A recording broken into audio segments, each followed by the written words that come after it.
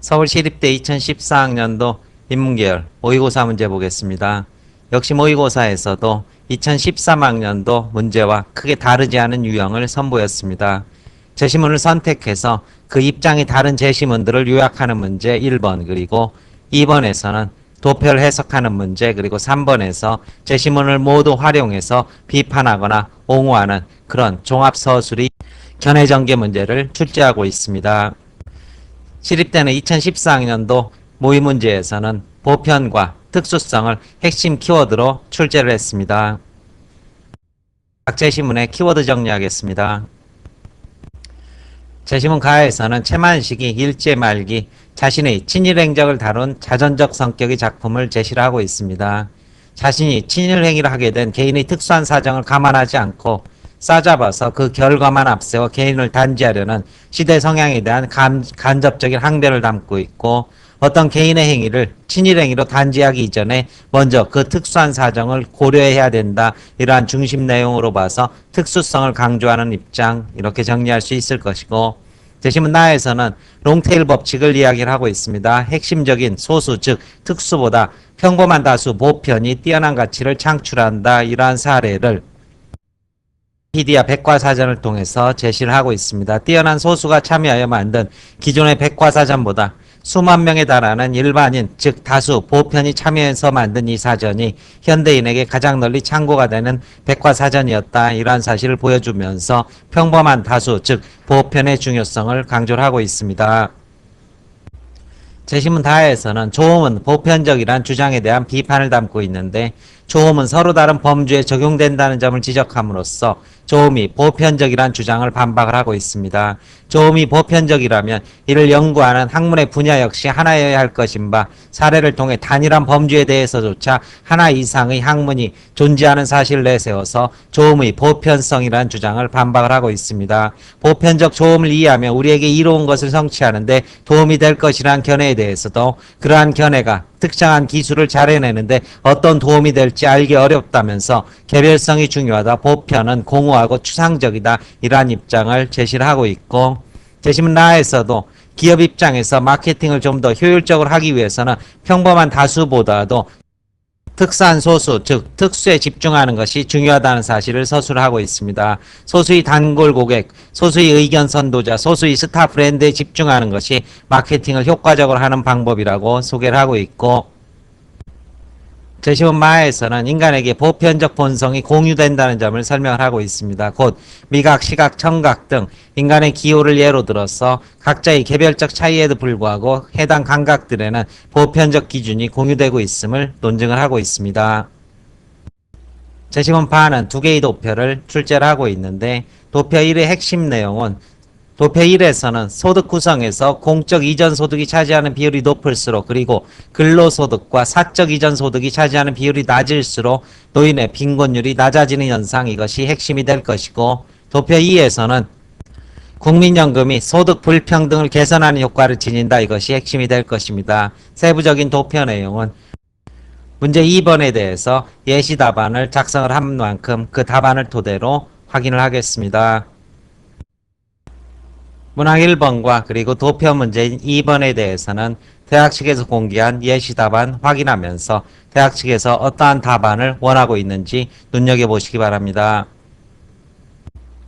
문제 1번입니다. 가의 내용을 250자 정도로 요약한 뒤 관점이 다른 것을 찾아서 차이점을 밝히라, 전부 600자 분량을 요구를 하고 있습니다. 따라서 첫 문장에서는 제시문 가와 견해나 관점이 다른 제시문은 나와 마라는 사실을 분명히 밝혀주셔야 될 것이고, 이후에는 가의 핵심 내용을 개념적으로 정리한 뒤 이것이 어떻게 나, 마와 다른지를 서술하는 방식을 택해 주시면 될 것입니다. 형식 그 자체를 잘 외워서 시립대에서 적용하시기 바라고, 제시문 가는 한 개인이 일제시대에 했던 친일행위가 실제로는 개인의 특수한 사정으로 인한 것이었음을 강조하고 있다. 이는 친일행위에 대한 일반적 태도 또는 시선이 결과에 준하는 보편적 차원에서가 아니라 개인의 특수한 사정을 고려하는 차원에서 이루어져야 한다는 사실로 이해될 수 있다. 반면 나와 마는 특수성보단 보편성을 강조한다. 나는 기존의 백과사전과 위키피디아 백과사전의 예를 통해 핵심 소수보다 평범한 다수 즉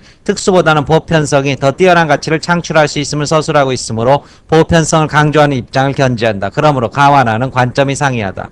마는 인간을 포함한 만물에는 일정한 법칙이나 보편적 본성이 존재한다고 본다. 곧 사물이 있으면 반드시 거기에 대한 법칙이 따르기 마련이니 백성들은 변하지 않는 성정을 가지고 있는 까닭에 이 아름다운 덕을 좋아하는 것이다. 따라서 화자가 처했던 개별적 사정에 대해 해명의 입장을 밝히고 있는 재심은 가의 맥락과는 배치된다고 할 수 있다.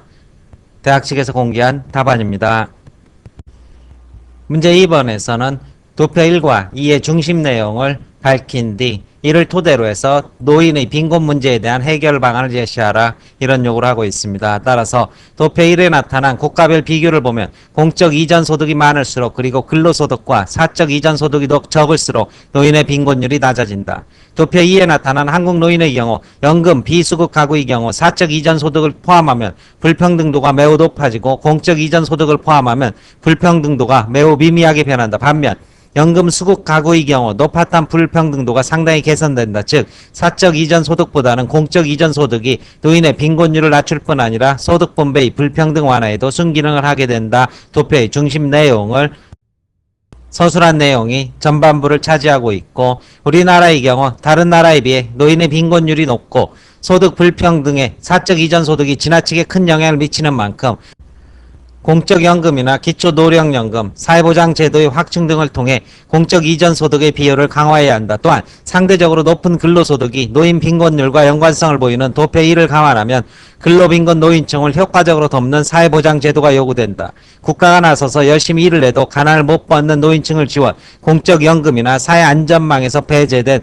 소득보장의 사각지대를 없애야 할 것이다. 결국 도표에서 말하고 있는 공적 이전 소득과 연금 수급의 이러한 중요성을 대안 쪽에 녹여서 서술하시면 될 것입니다.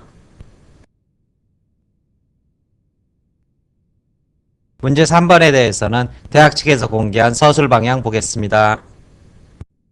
3번에서는 노령기초연금이라는 이러한 현실 사안에 대해서 이것을 보편적으로 적용할지 혹은 선별적으로 적용할지 이러한 쟁점에 대한 자신의 견해를 밝히되 자신이 정한 입장이 논 거를 반드시 제시문에 놓은 거를 활용하라 이런 요구를 하고 있습니다. 따라서 이러한 필요성에 대해서 마음대로 상상의 날개를 펴지 말고 제시문에 놓은 거를 반영해서 이러한 현안의 주장을 뒷받침하는 논리의 전개 능력을 보여라 이런 요구로 문제의 의도를 파악할 수 있을 것이고 따라서 제시문 가마 중 나와 마는 보편성을 강조하고 가다라는 특수성과 개별성을 강조한다. 이러한 분류를 토대로 볼 때 보편적 복지 입장을 전개하는 입장에서는 나와 마에 나타난 논거에 따라서 가다라의 내용을 비판하는 글을 서술하셔야 될 것이고 이것을 선별적으로 지급하자는 입장에서는 나마의 논지를 비판하면서 가다라의 논거에 따라서 글을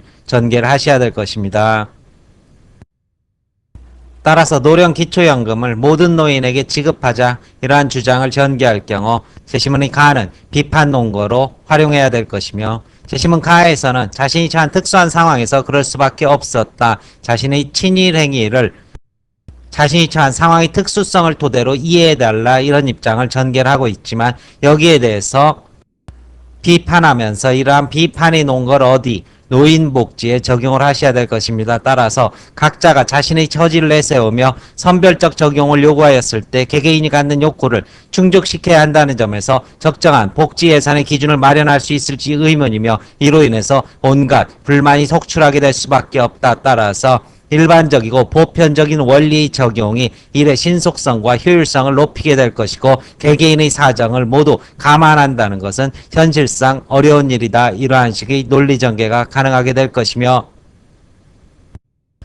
재심은 나는 보편성에 대한 찬성 논거로 활용할 수 있을 것입니다. 백과사전 제작을 통해 평범한 다수 즉 보편의 중요성이 강조되었듯이 노령기초연금은 모두에게 보편적으로 열려있는 것이 결국 사회적 유용성을 높여줄 수 있다. 이러한 식의 유추 적용이 가능하게 되고 재심은 다는 역시 비판의 논거로 활용해야 될 것입니다. 보편적 조음이 우리에게 이로운 것을 성취하는 데 도움이 되지 않고 대신 개별성이 중요하다고 주장하지만 다른 범주의 것들과 구분되는 인간 혹은 노인에게 보편적으로 조음이라는 논리가 적용되지 않으리라는 법이 없다라는 그러한 주장을 토대로 해서 모든 노인에게 공통적으로 적용되는 이러한 정책을 발굴해서 추진하는 것이 합리적이다. 이러한 주장이 가능하게 될 것이고 라에 대해서도 비판적 논거로 활용해야 될 것입니다. 라에서는 최대 이윤을 위해 특정 소수를 강조하고 있지만 이것은 기업 경영의 논리에 불과하다는 이러한 반박을 토대로 사회복지는 기업 경영처럼 최대 이윤을 창출하기 위해 사람들을 차별하는 것이 아니라 인간의 존엄성을 강조하고 모든 사람을 중요하게 생각하는 정책이다. 결국 기업 경영의 영리 관점의 논리를 획일적으로 사회복지와 같은 비영리 영역에 적용하는 것은 무리이다. 이러한 반론의 논점이 수립될 수 있을 것입니다. 재심은 마는 찬성 논거로 활용할 수 있을 것인데 마에서는 인간에게는 보편 본성이 존재하며 이로 인해 개개인의 기후에서 유사한 특성이 찾아진다는 점을 주장을 하고 있습니다. 따라서 이 같은 논리를 어디 노인복지에 유추했을 경우 모든 노인들은 노인이기 이전의 한 인간으로서 역시 동일한 존재 원리를 품고 있다. 이러한 전제를 토대로 적 조건이 어떠하건 각자가 바라는 기후에 있어서는 보편성이 존재하는 바 차등적 지원은 이러한 보편적 인간의 본성에 위배되는 조치가 될 수밖에 없다. 따라서 각자가 처한 개별적 조건 이전에 인간이 가진 보편적 본성에 입각해서 보편복지를 실시하는 것이 노인복지 궁극적 해결 방안이 된다. 이러한 주장을 할 수 있을 것입니다. 선별적으로 지급하자는 그러한 주장을 전개한 경우 재심은 가는 역시 찬성의 논거로 활용될 수 있을 것입니다. 재심은 가에서는 자신이 친일파로 규정되는 그러한 상황에 대해서 그렇게밖에 행동할 수 없었다는 특수성을 내세우고 있는데 특수한 상황에 대한 고려 없이 모두에게 보편적으로 적용되는 그러한 원칙은 개인에 대한 실제적인 형평성을 훼손하는 만큼 문제가 될 수 있다는 그러한 반론의 키워드를 토대로 노인복지 정책을 보편적이고 일괄적으로 적용하는 것보다는 각 계층의 특수성을 고려해서 적용하는 것이 형평성과 효율성 면에서 타당하다. 이러한 논리 전개가 가능하게 될 것이며 재심은 나는 역시 비판의 대상이 될 것입니다. 재심은 나에서는 보편적 참여 방식으로 제작된 백과사전이 가장 참고가 되는 백과사전이다. 이렇게 주장하고 있지만 이것은 만들어지는 과정의 총체적인 면에서는 보편성을 보이지만 결국 개별적인 내용을 완성하는 과정에서는 특수성이 작용할 수밖에 없었다라면서 보편성만으로 이것을 설명할 수 있는지 이러한 의문을 제기할 수 있을 것입니다. 예를 들어서 보편적 편찬이라고 말하지만 각각의 항목과 내용에 있어서는 거기에 적합한 자격을 갖춘 사람이 개별적 그리고 선별적으로 참여해서 작성한 것 아니냐 이러한 반박을 할 수 있을 것이고 조금 더 확대해서는 시대의 특수성을 무시한 비교가 정당한 것이냐 아니면 백과사전의 목적에 비추어 볼 때 단순히 접근의 편리성이 목적 선취 기준이 될 수 있는지 이러한 것에 대한 반론이 역시 가능하게 될 것입니다. 결국 특수한 실정에 대한 고려의 필요성이 무시될 수는 없으며 이런 점에서 노령 기초연금 역시 개개인의 특수한 사정을 감안해서 집행해야 된다. 이러한 논리의 적용이 노령연금에도 역시 동일하게 적용될 수 있을 것이며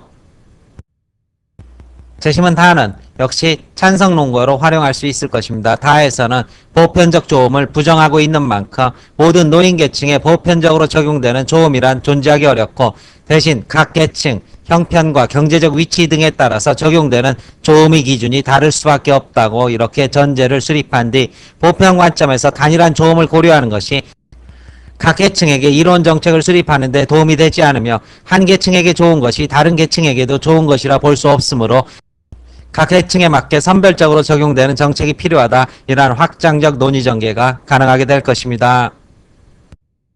재심 라에 대해서는 선별적 적용에 대한 역시 찬성 논거로 활용할 수 있는데 라에서는 사람 혹은 특정 대상이 모두 같을 수 없으므로 사람 혹은 특정 대상의 특성에 따라 다르게 대우해야 된다. 이러한 논리를 전개하고 있고 이를 사회복지에 적용하게 될 때 복지는 결국 정해진 예산을 다수의 사람에게 나눠주는 만큼 그 액수가 줄어들 수밖에 없고, 이러한 상황에서 사람들 사이의 경제적 차이를 인정할 수밖에 없는 현실 상황을 볼 때 경제적으로 여유가 있는 사람에게 이처럼 적은 수준의 경제적 보조는 아무런 효용을 창출해내지 못하고, 여유가 없는 사람의 경우에도 경제적 보조의 절대적 수준이 너무 낮음으로 인해서 높은 효용을 가지지 못하게 될 수밖에 없다. 따라서 경제적으로 여유가 있는 사람에게 할당된 경제적 보조를 여유가 없는 사람에게 할당한다면 여유가 없는 사람들의 효용은 더 커지게 되고, 이에 비해서 경제적으로 여유가 있는 사람들이 상실하게 되는 사회적 효용은 상대적으로 적게 된다. 결국 사회 전체의 효용이 차등적 분배를 통해서 오히려 극대화될 수 있다. 이러한 논리가 가능하게 될 것이고, 결국 선별적으로 지급하는 것이 모든 노인에게 일괄 지급하는 것보다 효율적이다. 이러한 주장을 뒷받침할 수 있을 것입니다. 재심원마는 역시 비판의 논거로 활용될 텐데, 재심원마에서는 보편적 본성이 존재한다고 이렇게 말을 하고 있습니다. 물론 보편적 복지가 좋고 타당하다, 이것을 인정한다 하더라도 문제는 우리 사회가 가진 노인복지 예산의 규모가 무한정할 수 없다는 그러한 현실론을 토대로 해서 주어진 여건을 고려하지 않고 보편적 본성만을 고집할 수는 없고, 또한 각자가 처한 물질적 조건이 상이하면 때에 따라 역으로 인간의 본성을 가릴 수도 있다. 따라서 보편적 본성의 균형을 위해서 경제적 조건 등 외재 조건의 불균형을 해소해 나가야 한다는 점에서 오히려 선별적 복지가 요구된다. 이러한 답안을 전개할 수 있을 것입니다. 마지막 3번 문제의 경우에는 1200자 정도의 긴 글을 써야 되는 만큼 첫 도입에 자신의 주장을 분명히 밝히고, 그리고 모든 제시문을 활용해서 찬성과 반대의 논거를 전개해 나간 뒤 마지막에 한 200자나 150자 정도의 분량에서는 자기만의 예시나 논거를 토대로 주장을 분명히 매듭하는 그러한 결론의 서술을 두는 것이 타당하다고 시립대 측에서 늘 밝히고 있습니다. 따라서 주장을 분명히 정할 것, 그리고 제시문의 논리 흐름을 벗어나지 않는 논거 구성을 할 것, 으로 그를 매듭하면서 가능하면 자신만의 매듭으로 논지를 강화할 것, 이렇게 3번의 서술 가닥을 잡아 놓으시면 될 것입니다. 설명 마칩니다.